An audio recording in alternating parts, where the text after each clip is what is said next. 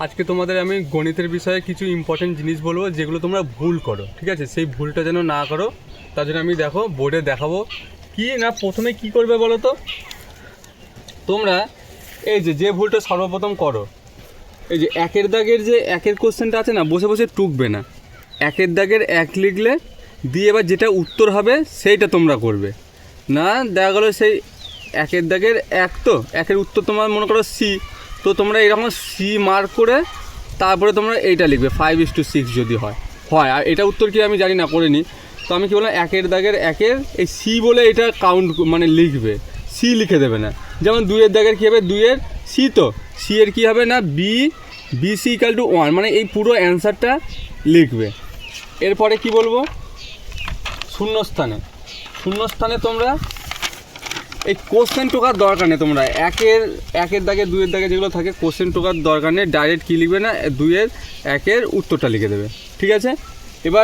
এবার আরও কিছু আমি বলবো। দেখো, এবার আমি বলতে চাইছি যে ধরো তোমরা পরীক্ষায় কিছুই পারছো না, শর্ট কোশ্চেন তোমাদের জানা নেই, তাহলে তোমরা কি করবে না, শর্ট কোশ্চেনের যেগুলো অ্যান্সার দেওয়া থাকে বেশিরভাগই A, B বা C থাকে, D পর্যন্ত যায় না বেশিরভাগ, ঠিক আছে? তো সেইগুলো তোমরা সব কটা A করে দেবে, না সব কটা B করে দেবে, না সব কটা C করে দেবে।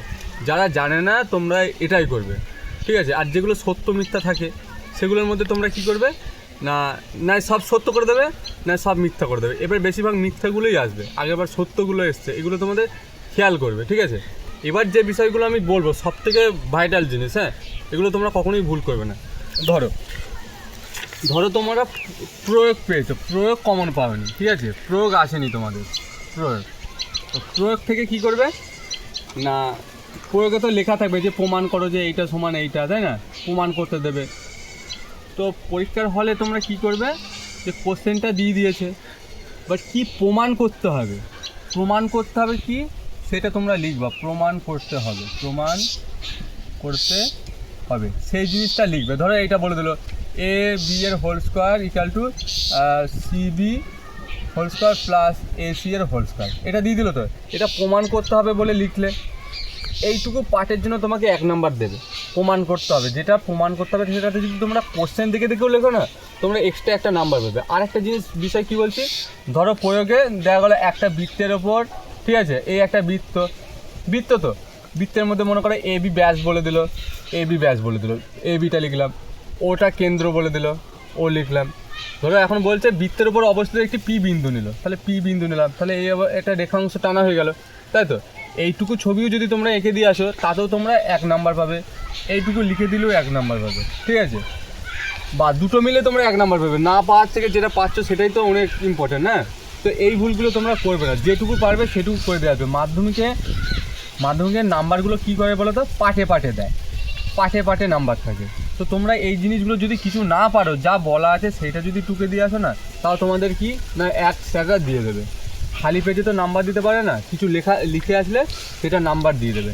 আর একটা জিনিস আমি কি বলছি বলো তো, দেখা গেলো কোনো একটা সমাধান করে মনে করো 3-4টে লাইন করে ফেললে, লাইন করার ফলে তোমরা উত্তর মেলাতে পারছো না, যেটুকু হয়েছে তোমাদের সেইটুকুর মধ্যেই নাম্বার দেবে, যেটুকু পারবে তোমরা সেইটুকুই করবে, স্যাররা তাতে 1 বা 2 এরকম করে দিয়ে দিতে পারে, ঠিক আছে? এই ভুলগুলো যেন তোমাদের না হয়। আর একটা যেটা বলবো, ধরো তুমি কি করলে না, ধরো 2 নম্বরের অঙ্কগুলো করছো, তো 2 নম্বরের অঙ্কে করে তোমার উত্তর মিলাতে পারছো না, তোমরা কি না দেখা গেলো ক্যালকুলেশানটা, না আমি বলতে চাইছি যে ধরো ক্যালকুলেশানটা তোমরা পারছো না, বা তোমরা শুধু ডাইরেক্ট উত্তরটা জানো। তোমরা যদি 2-এর দাগের যে মানে সেই পড়তো না 2 মার্কসের যে ইয়েগুলো থাকে কোশ্চেনগুলো, তোমরা ডাইরেক্ট উত্তর জানো, তোমরা যদি উত্তরই লিখে দাও, 1-এর দাগের ধরো 20 কেজি হবে, ঠিক আছে? সেই 20 কেজি যদি লিখে দাও, তোমার 2-এর মধ্যে 1 দেবে। তাই আমি বলতে চাইছি যে কোশ্চেনকেও বসে টুকবে না, টাইম নষ্ট হবে। 2 মার্কসের যে নাম্বারগুলো থাকে, তোমরা যদি শুধু উত্তর জানো, তোমরা শুধু উত্তরই লিখে দেবে, তাতে তোমাদের কি না 1টা নাম্বার দিয়ে দেবে। এটা নিয়ম, বোর্ডের নিয়ম হচ্ছে পাটে নাম্বার দেবে।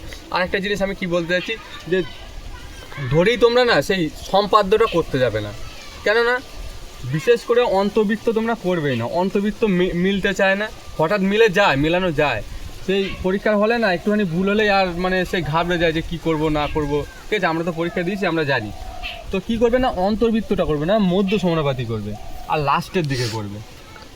যে অঙ্ক একবার মিলছে না সেটা ছেড়ে দেবে, সে লাস্টের পেজে গিয়ে তোমরা করবে।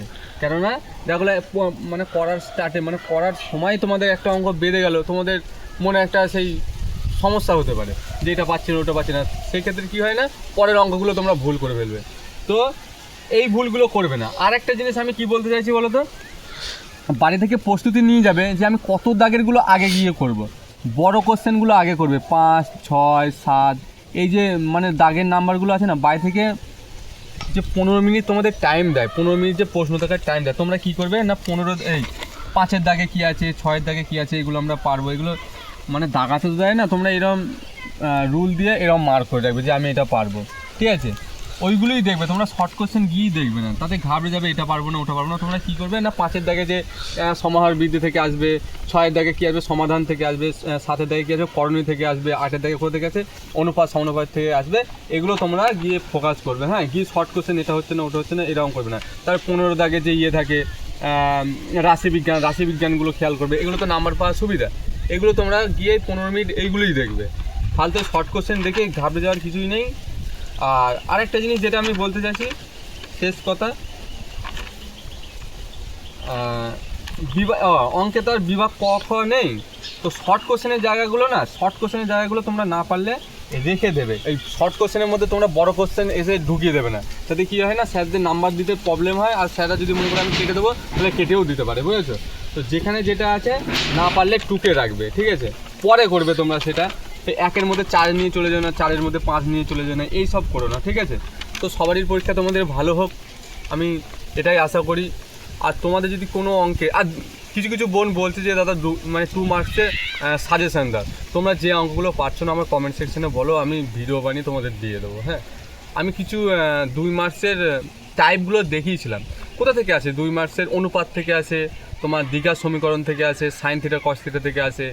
এগুলো তোমরা প্র্যাকটিস করো, বাড়িতে যে বইগুলোতে আছে বইয়ের অঙ্কই করো, বা টেস্ট পেপারে যেগুলো করেছি তোমাদের টিচার প্রাইভেট দাদা যা করেছে ওইগুলোই করো। আর যদি কোনো সমস্যা থাকে আমার কমেন্টে বলো, সেগুলো আমি করে দেবো। এখন তো আর বাছাই করা সম্ভব না বলো এত বসে বসে। তো ভিডিওটা যদি ভালো লাগে বন্ধুদের মধ্যে শেয়ার করে দিও, একটা কমেন্ট করে দিও, আর লাইক প্লাস সাবস্ক্রাইব যদি না করা থাকে করে দিও। ব্যাস, তোমাদের পরীক্ষা শুভ হোক।